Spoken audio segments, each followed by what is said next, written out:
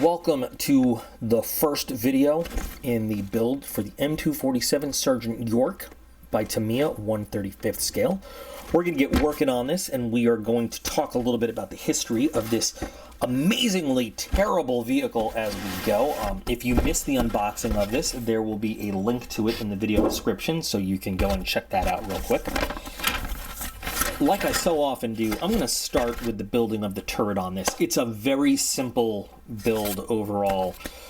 It's an older kit, but it's a good Tamiya kit. There are really not a lot of fit problems or anything we got to worry about. There's a little bit of sanding, maybe some filling that goes on, but for the most part, it's going to be a simple build. So, stuff that I can work on while we talk about why this is such a terrible piece of American military history, but why that's also significant.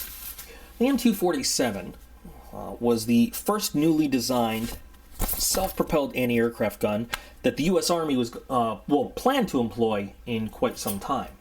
In the 1960s, the U.S. Army, the U.S. military as a whole, was really very enamored with, we'll say, missiles. Radar and missiles. We stopped designing fighter planes with missiles, and it's actually started, I should back up to the 50s a little bit. We said that guns were no longer going to be a factor in anything. Long-range engagement was the thing, and missiles were going to do all the work for us. We didn't need to worry about those pesky gun systems anymore, and we were constantly proven wrong all through the Vietnam War. In 1977, the U.S. Army put out a need for a new mobile gun system. We had the M163, which was a M113 standard armored personnel carrier, but it was fitted with the well-loved, well-used M61A1 20mm Vulcan rotary cannon. Same thing that we equip most of our fighter planes with at, to this day even. Only now are we starting to use other weapons for our fighter planes. But basically was a very short range, had about a maximum effective engagement range of about 1,200 meters. The problem with that is that standard anti-armor weapons, missiles employed by Soviet helicopters at the time, outranged that. There were a couple other complete failure missile systems that we tried to employ. I shouldn't say complete failures, but there's the Chaparral missile system, which was essentially sidewinders that they employed on a ground-based system. And they said, hey, here's what we're going to do. We're going to take the sidewinder, we're going to put it on a tracked vehicle, and we're going to have that serve as our close-in defense system in conjunction with the M163. And, the problem is the sidewinders they had available at the time were only good at a tail shot. They really needed a good, very hot infrared signature. Sidewinders today are what we call all-aspect missiles. They can shoot at any direction, any aspect, whether the enemy aircraft is heading straight towards it, flying away from it. So basically, if you had an enemy attacking you, you needed to wait till they already had flown over you to use the Chaparral, which is not a great position to be in, because that means that either you got lucky and they didn't know you were there, or they had already finished their attack and flown over your position.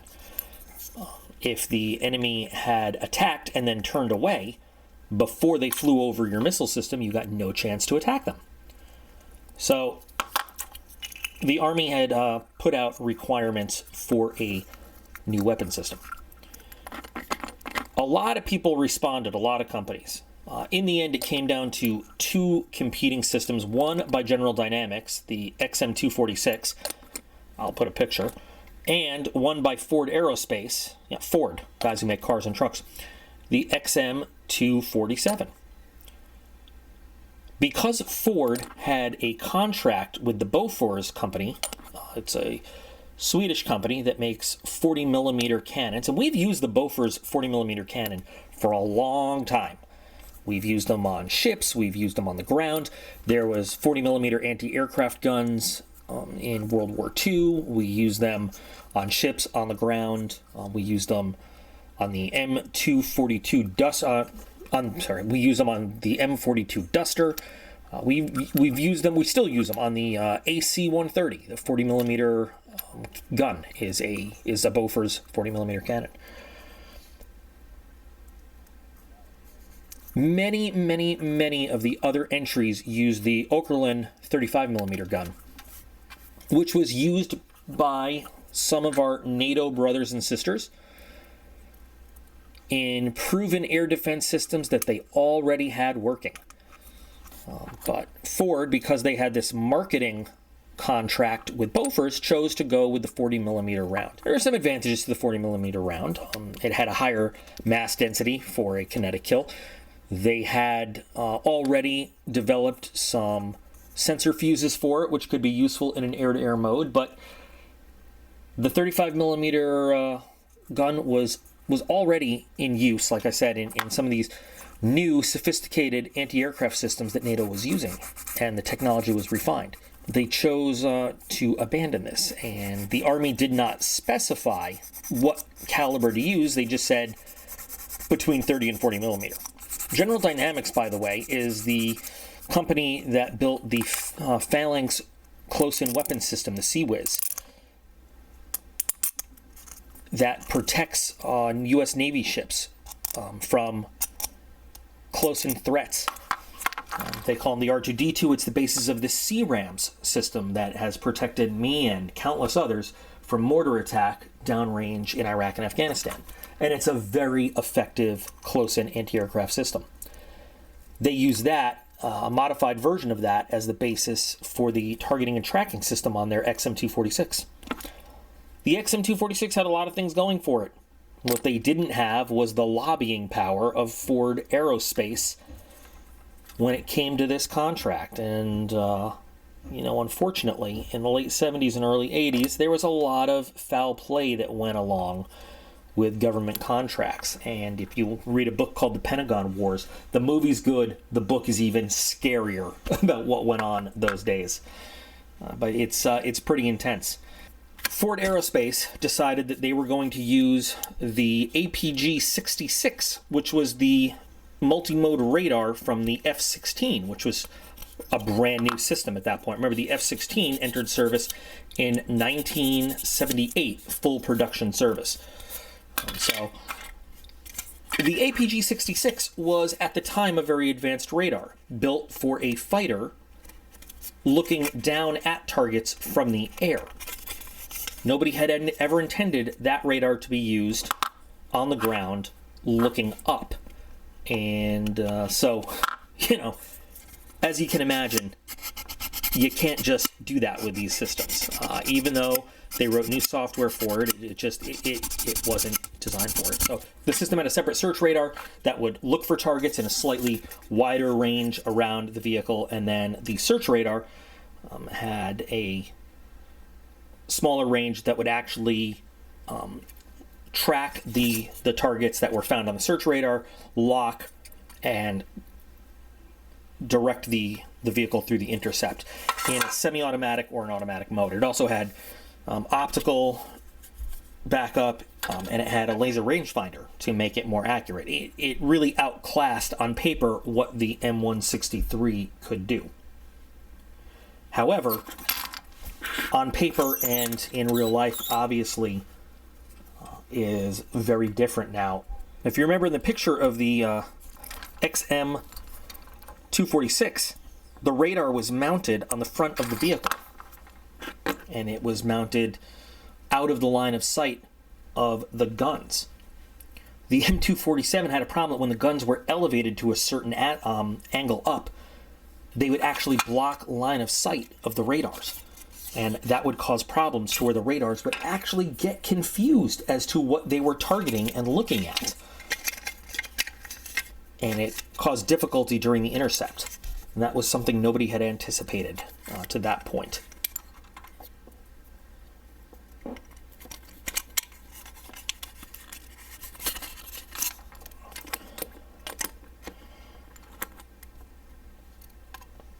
Now, you'd think that somebody, with advanced degrees in engineering and aerospace and weapons design would have thought of these things, but like I said, the whole focus then was win a contract, build a vehicle, get a lot of money from the government, and fix the problems when the vehicle was in the field.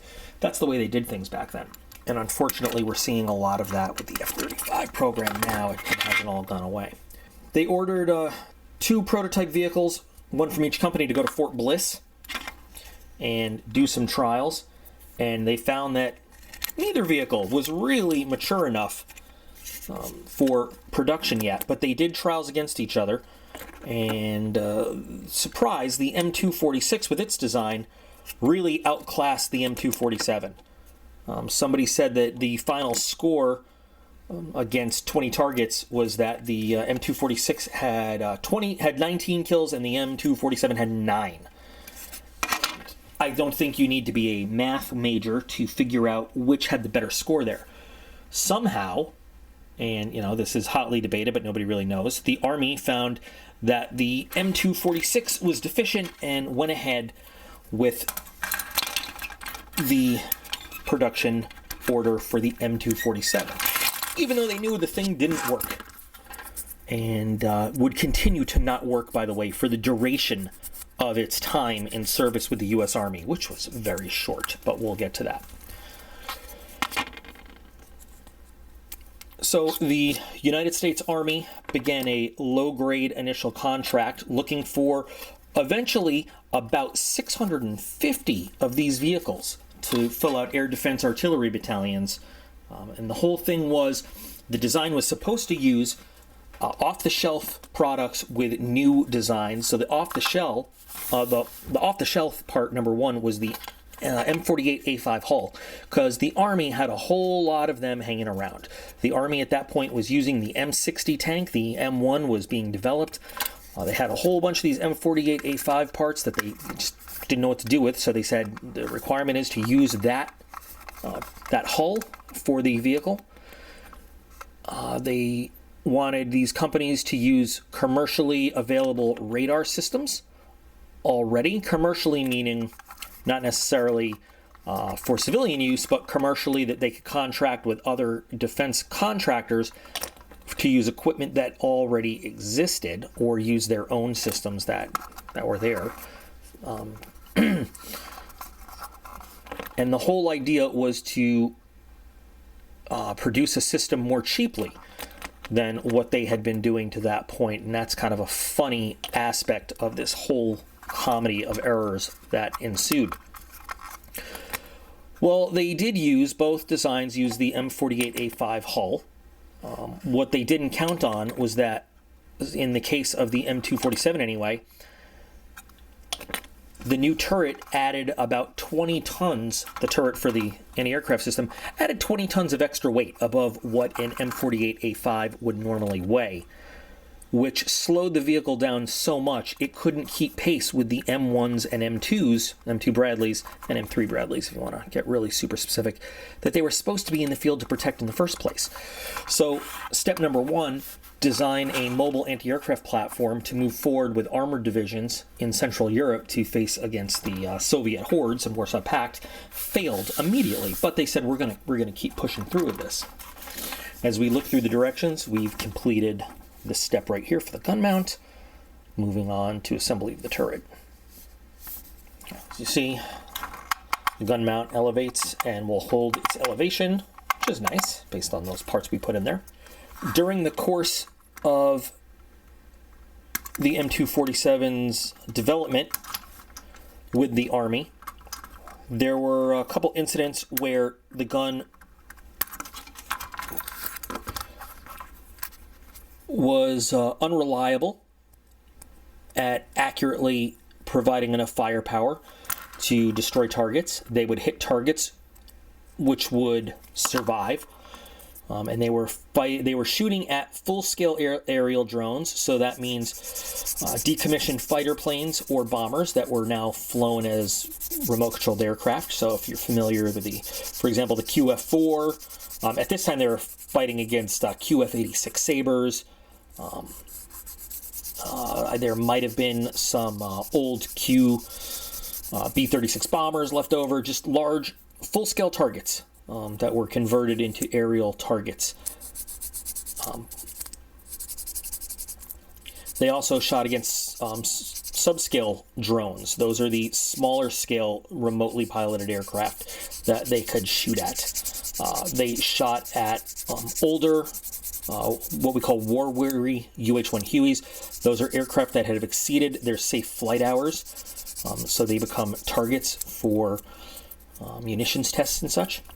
So they fired against those, and a lot of those aircraft were not destroyed by the firepower of the guns, which was very embarrassing because Ford Aerospace sold the Army on the idea that although they could not share ammunition with their NATO partners who were using 35mm guns or even 30mm guns, that they did not have the same fast rate of fire as 30mm or 35mm guns, that what they were getting in a 40mm gun was increased firepower that would be able to better defeat enemy targets.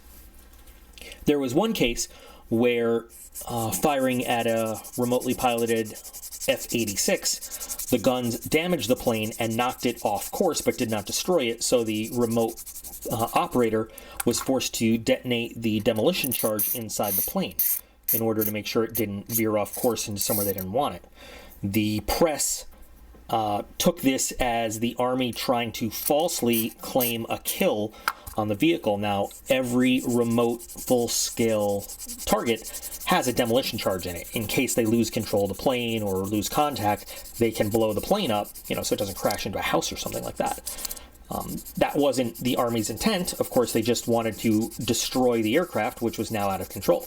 But it was taken as the Army saying, trying to pump up their numbers of kills because they were doing so poorly.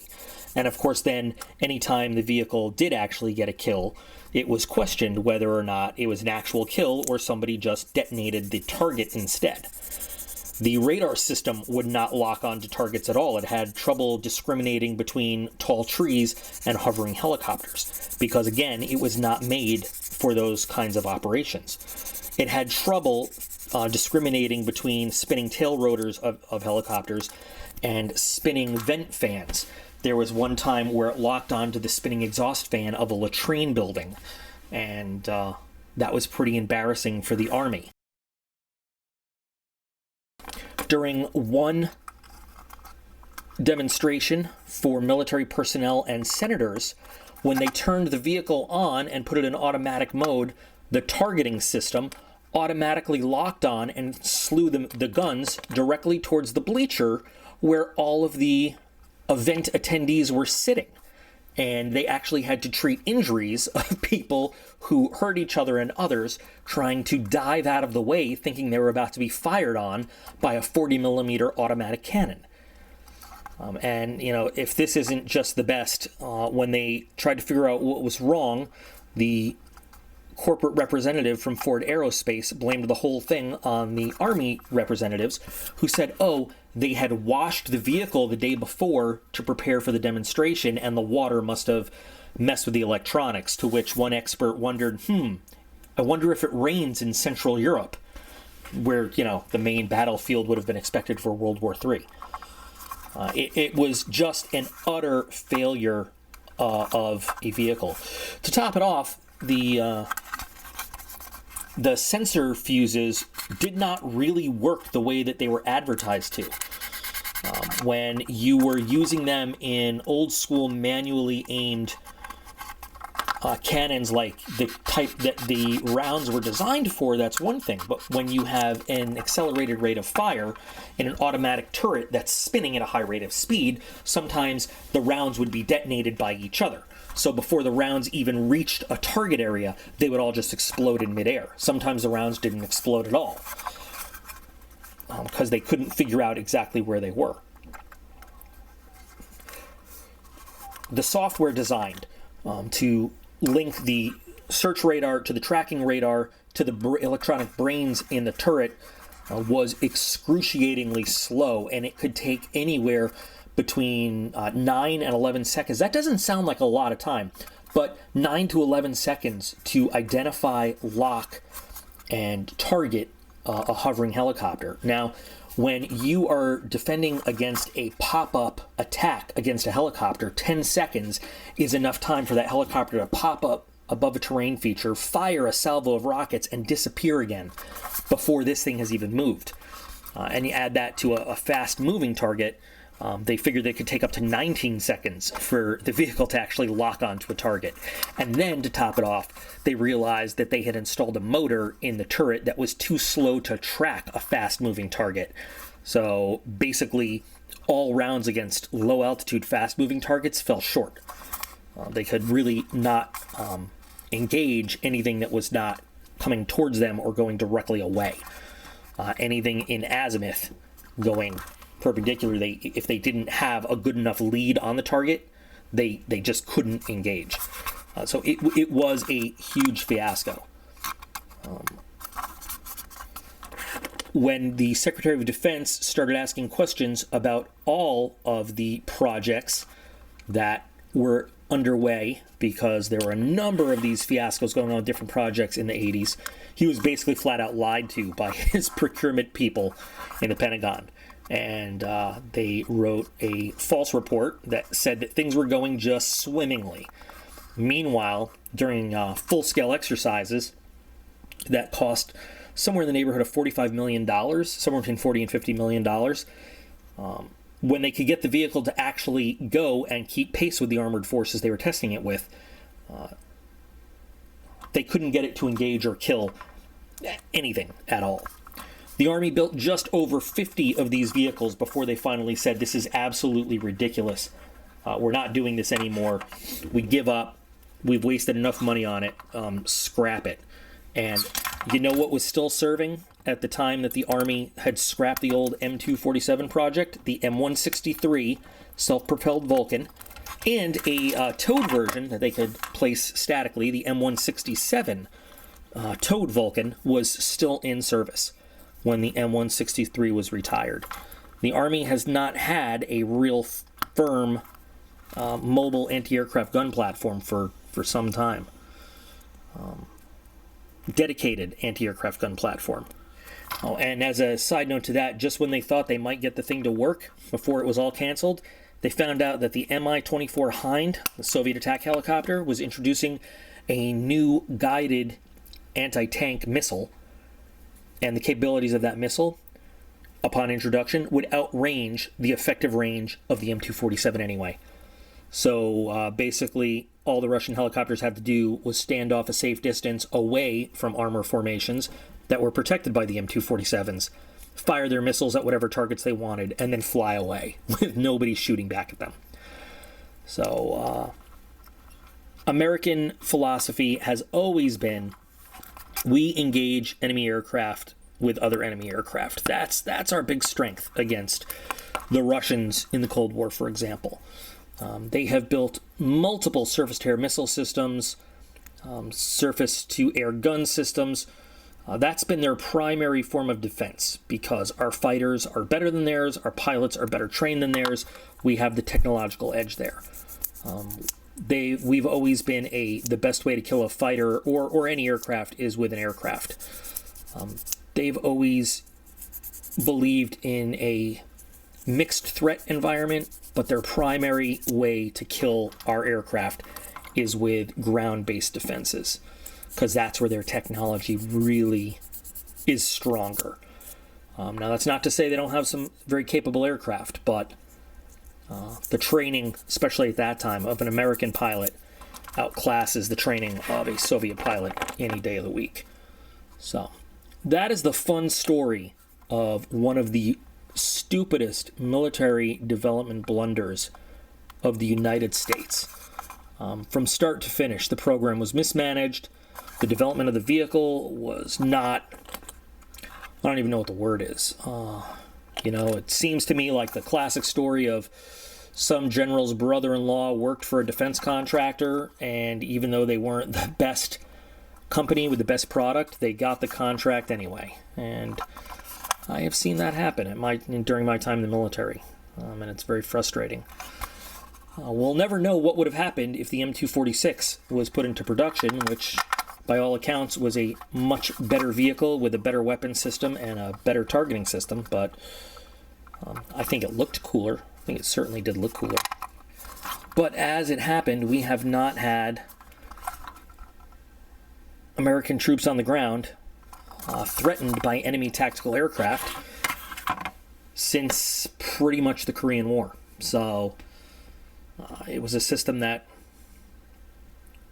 might have been needed in a political standoff sense, but in a tactical sense, never would have been used anyway. So I'm going to continue building this. If you have any comments about the history lesson, of course, feel free. But otherwise, I hope you enjoy the build as we continue, and I'll shut up now. You don't have to hear my voice anymore, unless I'm talking about something specific in the build. And here comes the music.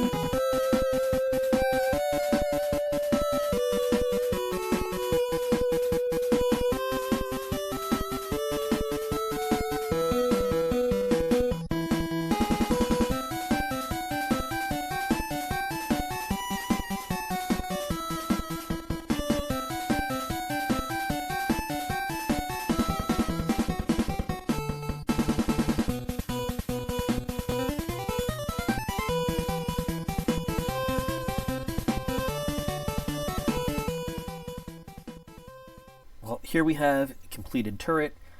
Mostly it was a very easy build. A couple questionable placement issues where you really just gotta look for the markings on the piece. You know, no pins, holes, tabs, or anything like that, but it went together very quickly, very easily. So now we're ready to move on. I'm going to start with the upper deck of the hull, and we'll go from there.